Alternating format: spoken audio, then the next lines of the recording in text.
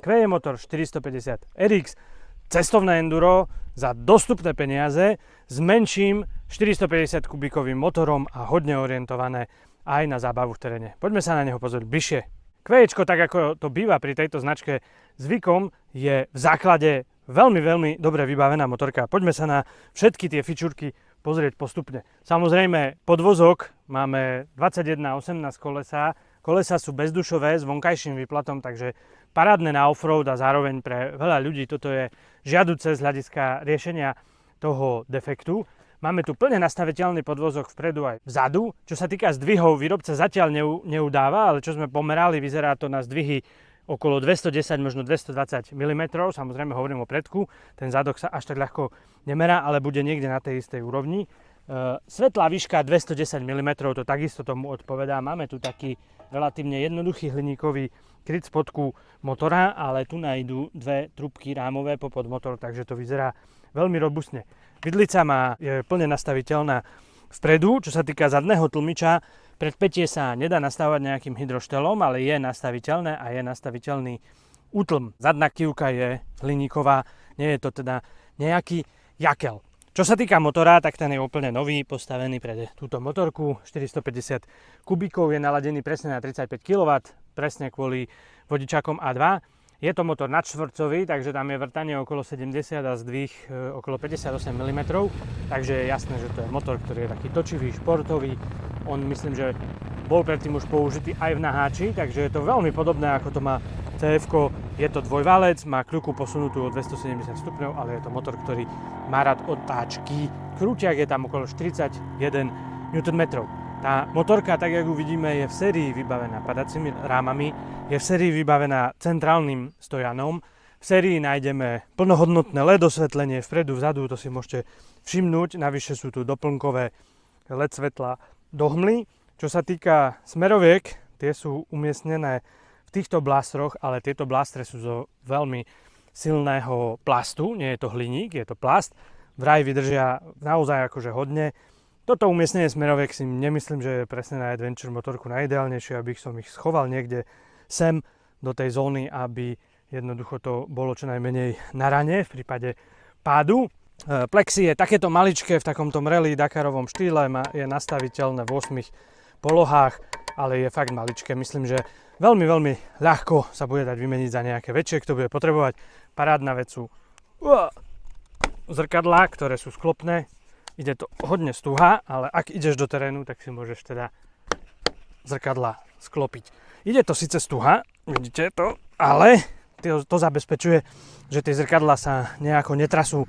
Na ceste sú veľmi stabilné, dobre nastaviteľné. Čo sa týka ďalšej výbavy, plne farebná prístrojovka, tá je tu orientovaná na výšku a sedadlo a aj rukovete, priatelia, všetko je vyhrievané na tejto motorke. Teraz sa táto motorka dodáva dokonca aj s trojicou hliníkových kufrov, ktoré ju v rámci tej ceny a teraz pri uvádzaní tohto modelu ponúkajú v rámci základnej ceny. Tá základná cena je 6100 €. To je so všetkými týmito vecami, ktoré som spomenul. Motorka má 18 litrovú nádrž, spotrebu okolo 4-4,5 litra, takže tam je celkom slušný dojazd okolo 300-350 km, myslím, že úplne na pohodu. No a jej hmotnosť, tým, že tá motorka je takto vybavená a že v cene máte aj tie padáky, aj tieto veci, tak je vážená s týmito doplnkami. Bez paliva by to malo byť okolo 176 kg a plne natankovaná aj s tými 18 litrami so všetkými prevádzkovými kvapalinami. Samozrejme, je to stále pod 200 kg, nejakých 197 kg, takže takisto veľmi v pohode údaj. Čo sa týka prístrojovky, to je ten systém, ktorý QEčko používa. Spáruje sa to s aplikáciou Carbide Ride. Dá sa tam zrkadliť mobil takým tým streamovacím spôsobom, čo ale strašne žerie batériu toho mobilu, pretože musíte ho mať zapnutý celý čas, nevypínať ten displej. To je vlastne jedna možnosť a má to aj takú zjednodušenú navigáciu.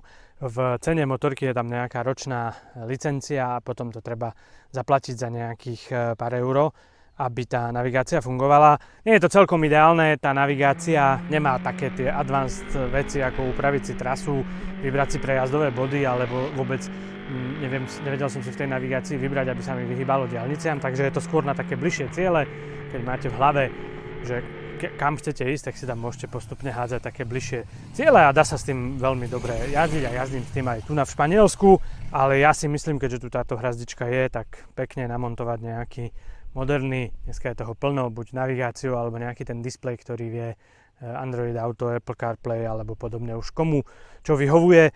Ja by som to osobne do tejto motorky dal. Čo sa týka ešte takých drobností, páčky nastaviteľné, tu je radiálna pumpa, čo sa týka brzdy a nespomenul som brzdu, tak je tu jedno kotúč, ale je treba povedať, že to nie je absolútne žiaden problém. Je to kotúč od Bremba a na veľkom kotúči. Samozrejme systém ABS a motorka má aj traction kontrolu. Obidve sa dajú vypnúť do terénu. Treba to robiť cez menu, treba sa tam pomerne dlhšie preklikať. V tom menu sa hýbe iba 2 tlačítkami, ako keby šipkou hore a dole. Čiže idete v menu len jedným smerom, ak prebehnete tú položku, ktorú ste chceli, tak musíte to menu prejsť celé. Neviete chodiť hore-dole a tým druhým tlačítkom potvrdzujete. Trošku si treba na to zvyknúť, ale dá sa to. Na pár klikov je vypnutá trakčná a rovnako na pár klikov je vypnuté ABS, ktoré potom absolútne nefunguje na zadnom kolese, čo je super, ale aj výrazne zniží citlivosť na prednom kolese. Takže motorka má všetko to, čo potrebuje adventure motorka v dnešnej dobe, aby si jazdec mohol užiť ako presuny na ceste, tak aj jazdenie v teréne. Tak samozrejme, novú pohodnú jednotku vám aj naštartujem.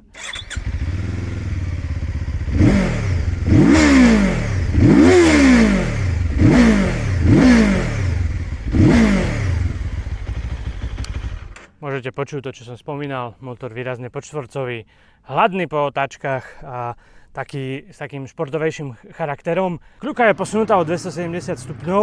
Pravdu povediac, pri tomto pomere vrtania a zdvihu by som to možno ani nebol typoval, ale takto udáva výrobca. Má tá motorka celkom slušný stred vzhľadom na danú kubatúru, ale je to motorka, kde treba využiť tie otáčky. Keď som teda na ňu vysadol a vyrazil najprv do mesta alebo tak som hneď zbadal isté vibrácie. Sú pomerne citeľné, nebudem tvrdiť, že tam žiadne nie sú. Sú to skôr také vysokofrekvenčné jemné vibrácie. Motorka má pomerne výrazné gumy v stupačkách, takže tieto pomáhajú ako tak odfiltrovať. Keď idete na diaľnici, čo sme takisto využili, aby sme si trošku priblížili náš cieľ a ušli tým dažďom, tak v pohode 130 a tam je aj tie otáčky úplne že na pohodu. Čo sa týka maximálky, vytočil som na nejakých 165, ale bola príliš hustá premávka. Nebola to ešte maximálka toho stroja, nemyslím, že som už bol nejako ďaleko, pretože otáčky boli okolo 8,5 pri tejto rýchlosti. Myslím, že dá sa v pohode na diaľnici aj 150, 160 niečo poobiehať, niekam sa zaradiť a tak. Všetko samozrejme už na šestke, tú šestku tam máte pomerne skoro, pri 120, 130 určite a už žiadny iný kvalt tam vlastne nie je, takže len to točíte. Dlhodobý presun by sme dali okolo 100 km po diaľnici alebo 80 tak na šupu a úplne, že bez problémov. Vravím, drobné vysokofrekvenčné vibrácie od toho motora v tých stupačkách sú pravdepodobné, keby sme dali tie gumy dole, tak by to mohlo byť ešte viac citeľné, ale nebolo to nič, čo by ma nejako obťažovalo. Čo sa týka samotnej jazdy, keď už sme sa dostali konečne do nejakých zákrutiek a tak tu tá motorka funguje veľmi dobre, na to, že vyzerá naozaj pomerne veľká, robustná, má aj kopu tej výbavy, takže aj keď na ňu sadnete, vidíte pomerne širokánsku 18-litrovú nádrž a je to motorka, ktorá nie je žiaden krpec, má síce 450 kubíkov, ale je to, by som povedal, normálne full size stroj, tak sa ovláda veľmi, veľmi dobre. Má dobrú agilitu a veľmi dobrú ochotu ísť do otáčok a vravím, motor tým, ako je naladený a jak je aj sprevodovaná tá motorka, máte vždycky v takých vyšších otáčkach okolo 4, 5, 6 tisíc už nachystaný a v týchto otáčkach veľmi, veľmi ochotne jazdí aj cvižne v zákrutách. Myslím, že v pohode by sa dalo stíhať s 600 až 800, 900 kubíkovými strojmi, čo sa týka nejakých takýchto typických španielských asfaltových zakrutových úsekov. Veľmi som si to tam užíval. Brzda, aj keď jednokotúč, veľmi dobre aj dávkovateľná a aj veľmi dobre funkčná. Možno na nejaké to echt prudké spomalenie si vyžaduje trošku silnejšie potiahnuť Za tú páčku treba vedieť, že to je ten jeden kotúč, ale absolútne ani na ceste som s týmto nemal problém a myslím, že brzdu by som vôbec neriešil. Samozrejme, systém ABS a trakčná dáva pozor na všetko, takže je to motorka orientovaná aj pre začiatočníkov a tým pádom to chválim, že to tu je. Čo sa týka pohodlia, tak plexi v najvyššej polohe, nevravím, že to bolo najdokonalejšie, čo som kedy zažil, ale slušne to fungovalo, mal som prilbu s tým štítom, takú tú adventure a bez problémov to rozrážanie toho vetra. Určite sa nájde kopu ľudí, ktorí budú riešiť väčšie plexy a chcú byť v totálnom tichu. Veľmi dobré blastre, samozrejme vyhrievané rukovete sa nám ráno zišli v tej zime a v tom daždivom počasí a aj vyhrievané sedlo. Ja úplne nie som fanúšikom vyhrievaného sedla, ešte som si ho omylom aj zapol a potom som si zapol aj tú navigáciu a na tom presune rannom som nevedel vlastne prísť na to, ako mám prepnúť ten displej z tej zobrazenia mapy. Tam, keď je zobrazená mapa, dole vidím rýchlosť, zaradený kvalt a nejaké tie základné informácie, ale nevidel som tam nastavenie toho vyhrievaného sedla, čo je trochu škoda. Keď som to tlačítko klikal, tak sa vlastne menilo to nastavenie, sú tam 3 stupne a vypnuté, ale nikdy som nevedel, ktoré tam mám, tak som si proste trošku privaril tento zadok, kým som sa sem dostal. Potom som zistil, ako prepnúť obrazovku vlastne z navigačného pohľadu do toho plného a tam to potom ľahko vidíte. Vidíte takisto na 3 stupne vyhrievané rukovete a na 3 stupne je aj vyhrievané sedlo. V tejto cenovej kategórii, v takejto motorke je to naozaj že neuveriteľná výbava. Športové jazdenie, zábavné jazdenie na ceste, čo sa týka solo obsadenia jedným jazdcom, tak jak teraz som, tak aj výkon vyslovene, že dostačujúci. Viem si predstaviť, že vo dvojici a s kuframi to už bude menej zábavné, nie že by tá motorka možno nevládala, ale bude ju treba hodne teda žmýkať na to, aby sa vo dvojici niekto niekam odviezol, povedzme, že športovým spôsobom. Pokiaľ bude turistikovať, pokiaľ bude robiť to, na čo je tá motorka určená, tak si myslím, že samozrejme aj s tými 35 kW sa dá precestovať celý svet. No a samozrejme motorečku ako táto som si musel vyskúšať aj v teréne. Sme v Španielsku, napriek tomu sa mi podarilo nájsť pár zaujímavých miest. Vyskúšal som si, kde sa dalo odbočiť. Tá motorka úplne bez problémov a veľmi dobre funguje na takých bežných rýchlych šotolinách. Tam akože funguje parádne. Bol som zvedový aj na také viac technickejšie jazdenie. Zbehol som tam do potoku. Z potoku som vychádzal také strmšie výjazdy, dokonca po takých väčších skalách a tak a bol som zvedavý. Musím povedať, že podvozok za mňa pomerne dobré, nie je nejako extrémne tvrdý, neodskakovalo mi to, veľmi dobre to fungovalo, aj keď som taký ten väčší skok na tú skalu a proste vychádzal z toho potoka, tak to nebolo nejaké nakopávanie, čiže tak by som povedal rozumne nastavený, nejako som do jeho nastavenia nemusel zasahovať a fungovalo to podľa mňa fajn. Čo sa týka motoru, ten jednoducho, ako som spomínal, potrebuje tej otáčky. V úplne nízkych otáčkach, keď chcete trialovo niečo urobiť, sa otočiť, má takú tendenciu zdochnúť. Je to podobné, ako to majú mnohé iné moderné motorky. Ja viem, že okrem teda toho, že to je 450 a nadštvorcová, tak, toto som vám chcel ukázať. Hej, takže teraz pribrzdím brzdu a iba púšťam spojku. A vidíte, že pomerne ľahko. Na to, aby sa vám to nestalo, treba mať už ten plyn mierne pridaný. Predsa len to nemá v tých úplne najnižších otáčkach takých krútiak ako nejaké väčšie motory alebo motory, ktoré sú s väčším zdvihom a menším vrtaním, ktoré sú viac krútiakové. Takže na toto si ten jazdec musí zvyknúť, trošku tam tým plynom vrkať. Párkrát mi to zdochlo a potom sme sa proste skamarátili, vyladili a fungovali sme. Tam sú tie veci aj toho pomeru vrtania zdvihu, ale plus sú tam aj emisie, vieme ako to je. Mnohé iné motorky, aj väčšie kubaturisty majú problém, pretože okolo toho voľnobehu sú prísne merania emisí a tá motorka možno by aj chcela tam trošku bohatšiu zmes, ale ju tam nedá kvôli plneniu noriem a potom je náchylnejšia k tomu zdochnutiu. Čiže to bude kombinácia týchto dvoch vecí. Musím povedať, že dosť podobné to má aj ten motor napríklad toho CF-ka, ktorý je asi hlavný konkurent. Celkovo je motor ale veľmi dobre dávkovateľný, prevodovka veľmi presná, motorka má dobrú ergonómiu, dobrú polohu aj riadidiel, aj dobrú výšku. Ja mám 180 cm, ako hovorím, toto nie je žiadna baby motorka, môžete si všimnúť posed teda postoj v stupačkách úplne bezproblémový na jazdca takejto výšky. Trošku sú riadidlá aj nastaviteľné, takže ja by som si ich možno trochu ešte sklopil dopredu. Tu je kopu miesta. Vynikajúce takisto je, že keď som v stupačkách, tak mám voľný pohyb. Nevadí mi tu nejako tá prístrojovka, je to tu také veľmi čisté v takom rally štýle do toho terénu. Môžem si spustiť ešte dole to plexi a vybavené. Toľko k tomu, čo sa týka teda takého šotolinového, takéhoto bežného jazdenia, takého najčastejšieho, čo ľudia robia v tejto kubatúre alebo v tomto segmente celkovo adventure.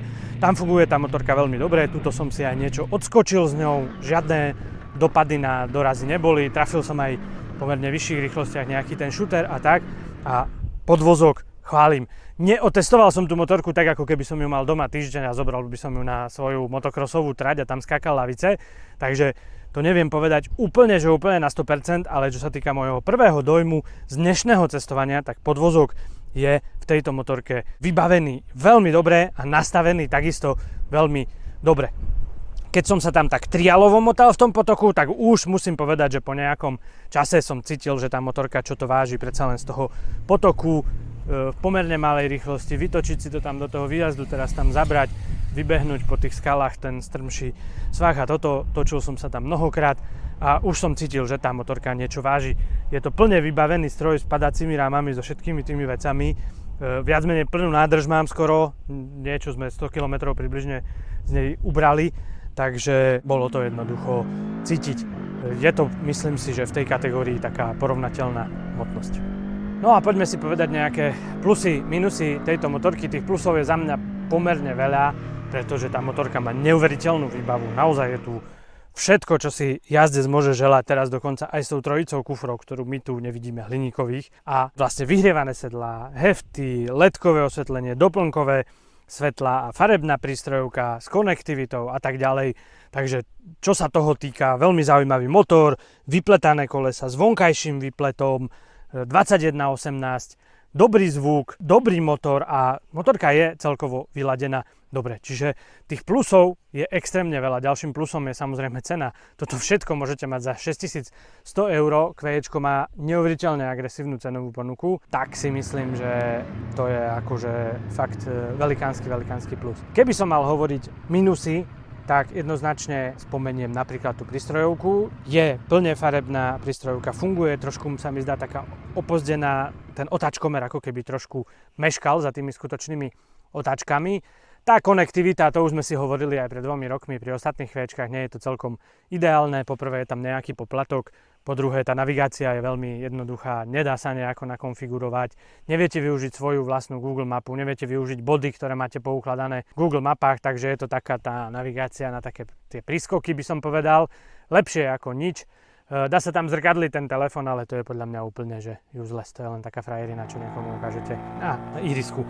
Ale v podstate, keď to tak vezmeme, tak skutočné Android Auto alebo CarPlay robí vlastne len jedna značka a aj ostatní výrobcovia majú rôzne spôsoby tých navigácií, niektorí lepšie, niektorí horšie. Toto za mňa motorku nerobí, ale dávam to teda do minusov, ja by som si to riešil nejakým iným doplnkovým displejom. Ďalší minus, ako hľadám, ťažko sa mi hľadá možno hmotnosť, ale treba povedať, že tá hmotnosť je vrátane všetkých týchto vecí. Ak aj inú motorku si pozriete, ktorá má papierovo nižšiu hmotnosť a na ňu si potom dokúpite tie padacie rámy, hlavný stojan a ďalšie doplnky, tak si myslím, že sa budete hýbať na veľmi, veľmi podobnú úroveň. Pravdepodobne niekto bude riešiť ochranu, teda lepšiu pred vetrom a za minus spomeniem aj tie smerovky v tých blastroch. Podľa mňa to nie je úplne ideálny nápad na motorku určenú na jazdenie do terénu. Celkovo je to ale veľmi, veľmi zaujímavé vozenie. Ja som si ho dneska užíval som si ho na ceste a užíval som si ho aj v teréne. Motorka mi veľmi dobre sadla do rúk a celkovo to z ňou bola zábava a teším sa, že si ešte na nej ďalej zajazdím. Toľko teda odo mňa zo Španielska, priatelia. My pokračujeme ďalej v testovaní nielen tejto motorky, ale v ďalších dňoch aj ďalších motoriek, takže sa môžete postupne tešiť aj na ďalšie videá. Majte sa pekne, zo Španielska vás pozdravia. Čauko!